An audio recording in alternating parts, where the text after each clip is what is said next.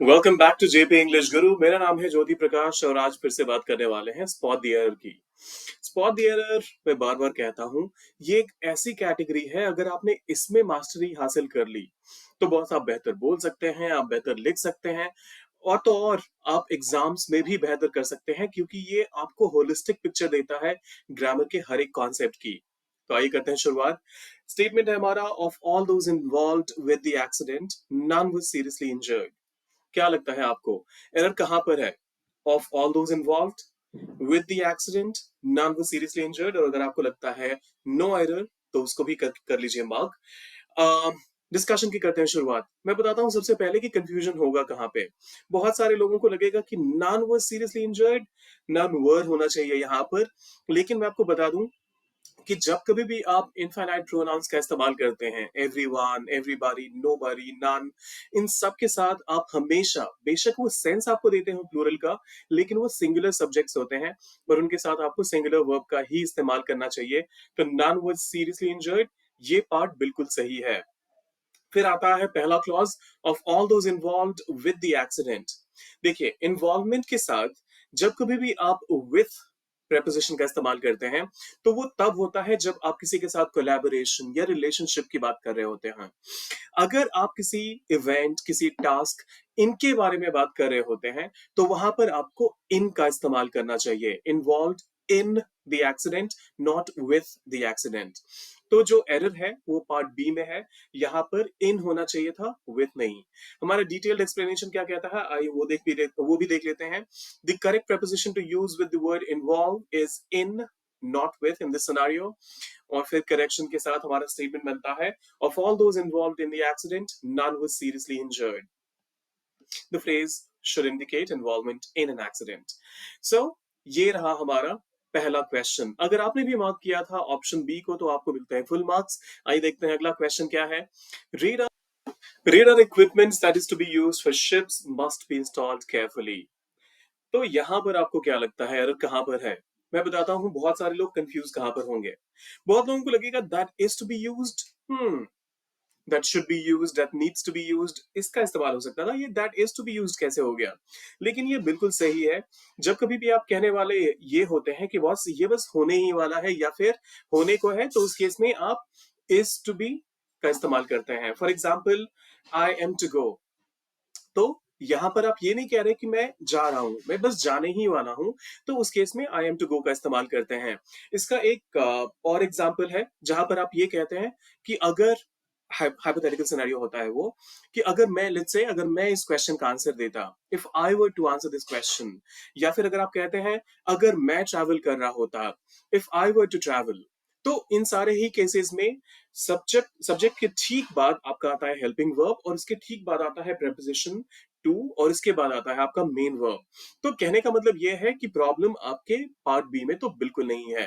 फिर आता है option C, must be installed carefully. Modal है मस्ट, जिसका मतलब होता है कि बॉस ये ऐसे ही होना चाहिए, इसमें कोई इफ एंड बट की गुंजाइश नहीं है। तो यहां भी कोई प्रॉब्लम नहीं है और एरर तो है बॉस। एरर है हमारे पहले पार्ट में, रेडार इक्विपमेंट्स में।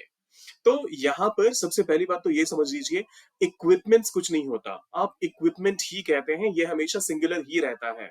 तो आप एक की बात करें या फिर 1 मिलियन की बात करें, फर्क नहीं पड़ता, आपको हमेशा इक्विपमेंट ही कहना चाहिए। सो रेडार इक्विपमेंट्स को हटाइए और यूज कीजिए radar equipment that is to be used.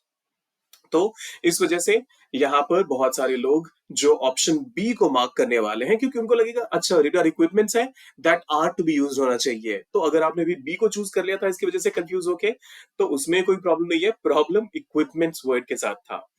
Explanation हमारा यही कहता है, equipments should be equipment, radar equipment that is to be used for ships must be installed carefully. And explanation भी यही कहता है, equipment is generally used in the singular form.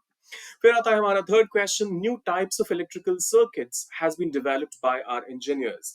तो हमारे जो इंजीनियर्स हैं उन्होंने एक नई तरीके के इलेक्ट्रिकल सर्किट्स का जो है वो डेवलपमेंट किया है, एक नया तरीका, एक नए तरीके का इलेक्ट्रिक सर्किट डेवलप हुआ है हमारे इंजीनियर्स के द्वारा।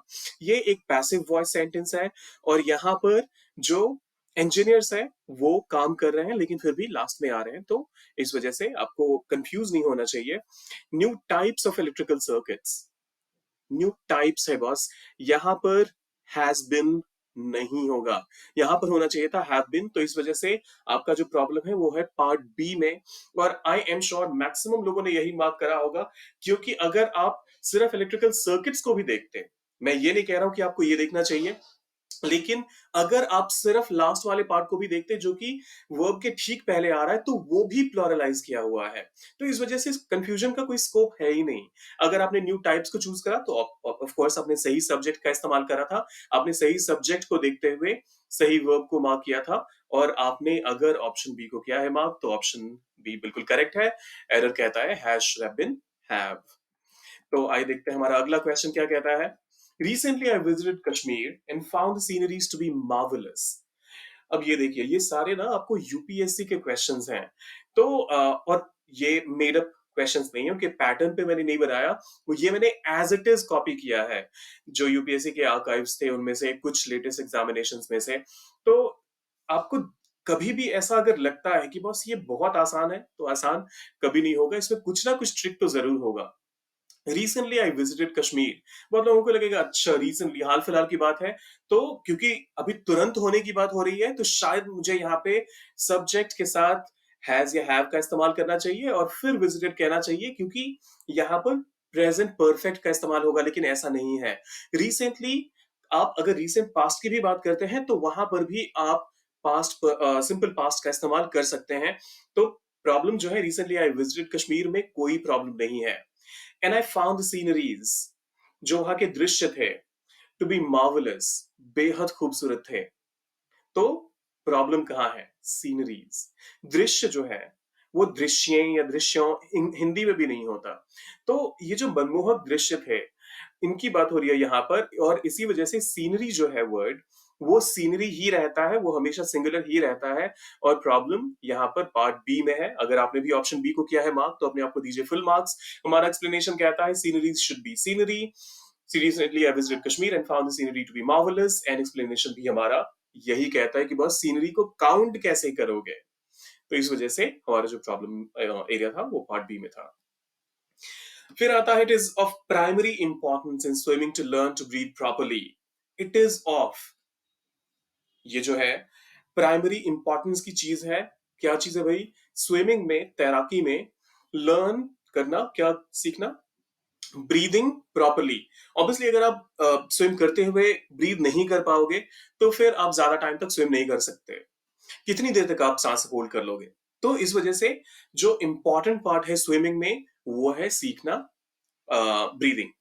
अब ये देखिए, स्विमिंग, इसको देखकर बहुत लोग कंफ्यूज हो जाएंगे और बोलेंगे अच्छा प्रॉब्लम शायद यहां पर है, इन स्विमिंग क्यों बोलूंगा मैं, इन स्विम बोल दूं मैं।